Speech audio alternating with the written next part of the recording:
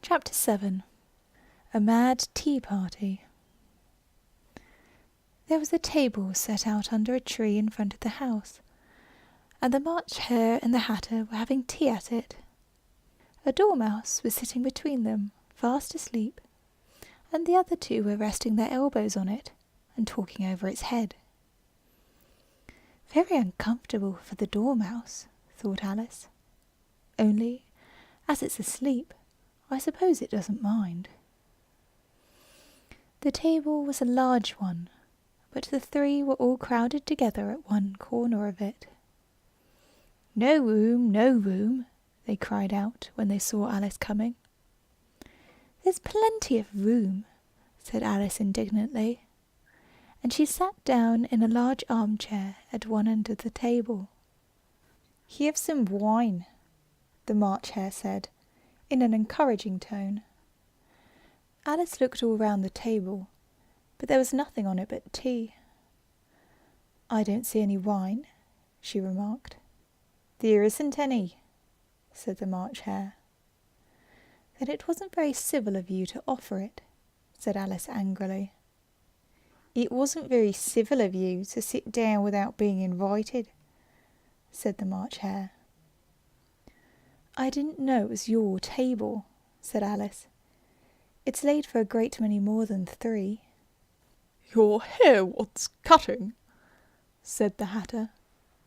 He had been looking at Alice with great curiosity, and this was his first speech. "You shouldn't make personal remarks," Alice said with some severity. "It's very rude." The Hatter opened his eyes very wide on hearing this, but all he said was, "Why is a raven like a writing desk?" "Come, we shall have some fun now," thought Alice. "I'm glad they've begun asking riddles. I believe I can guess that," she added aloud. "Do you mean that you think you can find out the answer to it?" said the March Hare. "Exactly so," said Alice. "Then you should say what you mean," the March Hare went on. "I do," Alice hastily replied. At least I mean what I say. That's the same thing, you know." "Not the same thing a bit," said the Hatter. "You might as well say that I see what I eat is the same as I eat what I see." "You might as well say," added the March Hare, "that I like what I get is the same thing as I get what I like." "You might as well say," added the Dormouse, who seemed to be talking in his sleep, "that I breathe when I sleep is the same as I sleep when I breathe." "It is the same thing with you," said the Hatter. And there the conversation dropped, and the party sat silent for a minute while Alice thought over all she could remember about ravens and writing desks, which wasn't much. The Hatter was the first to break the silence. "What day of the month is it?" he said, turning to Alice. He had taken his watch out of his pocket and was looking at it uneasily, shaking it every now and then and holding it to his ear. Alice considered a little and then said, "The 4th." "2 days wrong," sighed the Hatter. "I told you butter wouldn't suit the works," he added, looking angrily at the March Hare. "It was the best butter," the March Hare meekly replied. "Yes, but some crumbs have got into it as well," the Hatter grumbled. "You shouldn't have put it in with the bread knife." The March Hare took the watch and looked at it gloomily. Then he dipped it into his cup of tea and looked at it again, but he could think of nothing better to say than his first remark. "It was the best butter, you know." Alice had been looking over his shoulder with some curiosity. "What a funny watch," she remarked. "It tells the day of the month and doesn't tell what o'clock it is." "Why should it?" muttered the Hatter. "Does your watch tell you what year it is?" "Of course not," Alice replied very readily. But that's because it stays the same year for such a long time together. Which is just the case with mine, said the Hatter. Alice felt dreadfully puzzled. The Hatter's remark seemed to have no meaning in it, and yet it was certainly English. "I don't quite understand," she said, as politely as she could. "The dormouse is asleep again," said the Hatter. And he poured a little hot tea upon its nose. The Dormouse shook its head impatiently, and said, without opening its eyes, of course, just what I was going to remark myself." "Have you guessed the riddle yet?" the Hatter said, turning to Alice again. "No, I give it up," Alice replied. "What's the answer?" "I haven't the slightest idea," said the Hatter. "Nor I," said the March Hare. Alice sighed wearily. "I think you might do something better with the time," she said, "than waste it asking riddles with no answers." "If you knew time as well as I do," said the Hatter, "you would talk about wasting it. It's him." "I don't know what you mean," said Alice. "Of course you don't," the Hatter said, tossing his head contemptuously. "I dare say you've never even spoke to time."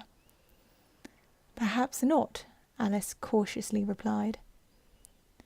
"But I know I have to beat time when I learn music."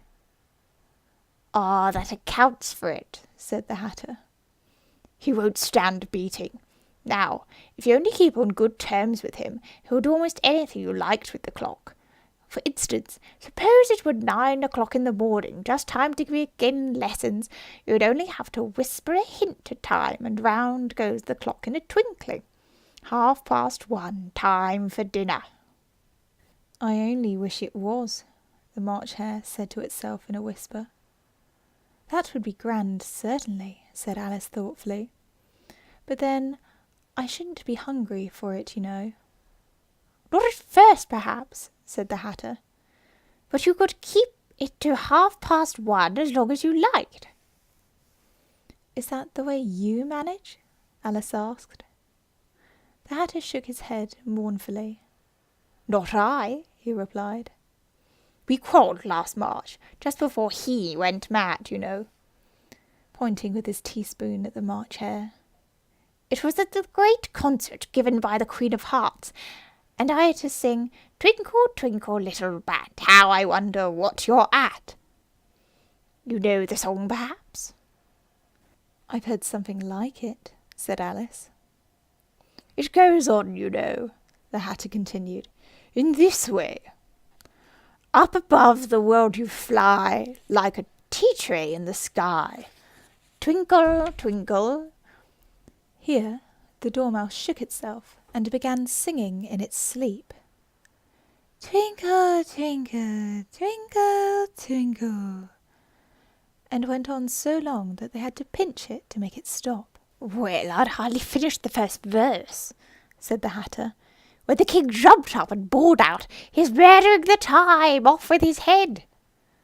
"How dreadfully savage!" exclaimed Alice. "And ever since that," the Hatter went on, in a mournful tone, "he won't do a thing I ask. It's always 6 o'clock now." A bright idea came into Alice's head. "Is that the reason so many tea things are put out here?" she asked. "Yes, that's it," said the Hatter with a sigh. "It's always tea time, and we've no time to wash the things between whiles." "Then you keep moving round, I suppose?" said Alice. "Exactly so," said the Hatter, "as the things get used up." "But what happens when you come to the beginning again?" Alice ventured to ask. "Suppose we change the subject," the March Hare interrupted, yawning. "I'm getting tired of this. I vote the young lady tells us a story." "I'm afraid I don't know one," said Alice, rather alarmed at the proposal. "Then the Dormouse shall," they both cried. "Wake up, Dormouse!" and they pinched it on both sides at once. The Dormouse slowly opened his eyes. "I wasn't asleep," he said in a hoarse, feeble voice. "I heard every word you fellows were saying." "Tell us a story," said the March Hare. "Yes, please do," pleaded Alice. "And be quick about it," added the Hatter, "or you'll be asleep again before it's done." "Once upon a time there were 3 little sisters," the Dormouse began in a great hurry, "and their names were Elsie, Lacie, and Tilly, and they lived at the bottom of a well." "What did they live on?" said Alice, who always took a great interest in questions of eating and drinking. "They lived on treacle," said the Dormouse, after thinking a minute or two. "They couldn't have done that, you know," Alice gently remarked. "They'd have been ill." "So they were," said the Dormouse. "Very ill."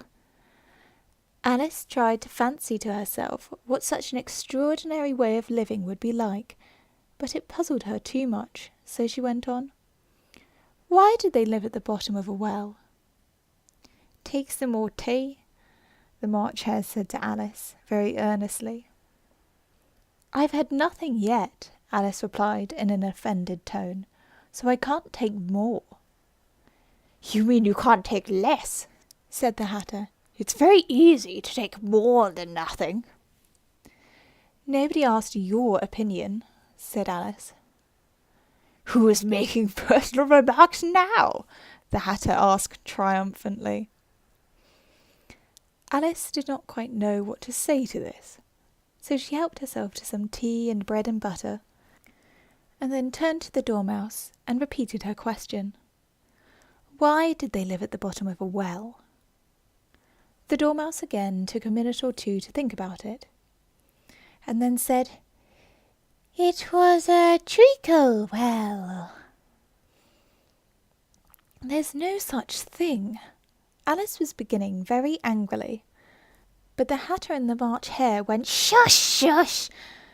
and the Dormouse sulkily remarked, "If you can't be civil, you'd better finish the story for yourself." "No, please go on," Alice said.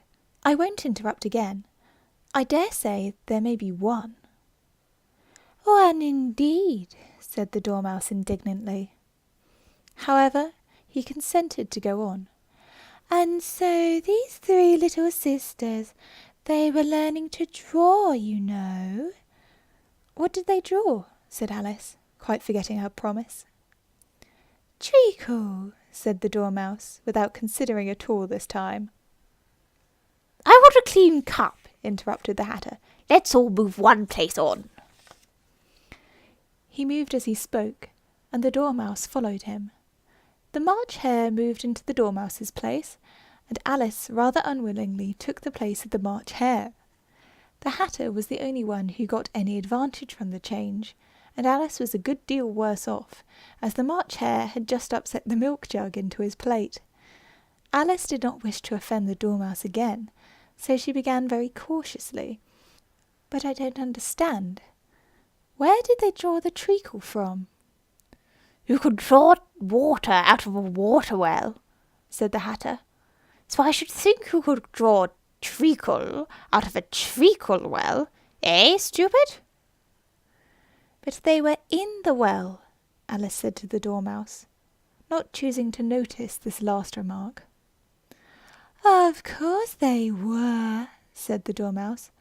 "Well in." This answer so confused poor Alice that she let the Dormouse go on for some time without interrupting it. "They were learning to draw," the Dormouse went on, yawning and rubbing its eyes, for it was getting very sleepy, "and they drew all manner of things, everything that begins with an M." "Why with an M?" said Alice. "Why not?" said the March Hare. Alice was silent. The Dormouse had closed its eyes by this time, and was going off into a doze, but, on being pinched by the Hatter, It woke up again with a little shriek and went on. That begins with an M, such as mousetraps, and the moon, and memory, and muchness. You know, you say things are much of a muchness.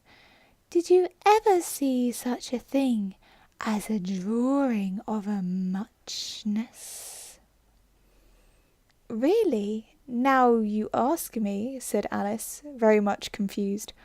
I don't think... Then you shouldn't talk, said the Hatter.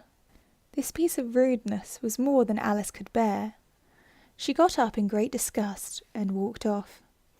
The Dormouse fell asleep instantly, and neither of the others took the least notice of her going, though she looked back once or twice, half hoping that they would call after her. The last time she saw them, they were trying to put the Dormouse into the teapot. At any rate, I'll never go there again, said Alice, as she picked her way through the wood. It's the stupidest tea party I ever was at in all my life. Just as she said this, she noticed that one of the trees had a door leading right into it. That's very curious, she thought, but everything's curious today. I think I may as well go in at once. And in she went. Once more she found herself in the long hall, and close to the little glass table. Now I'll manage better this time, she said to herself, and began by taking the little golden key and unlocking the door that led into the garden. Then she set to work nibbling at the mushroom. She had kept a piece of it in her pocket, till she was about a foot high.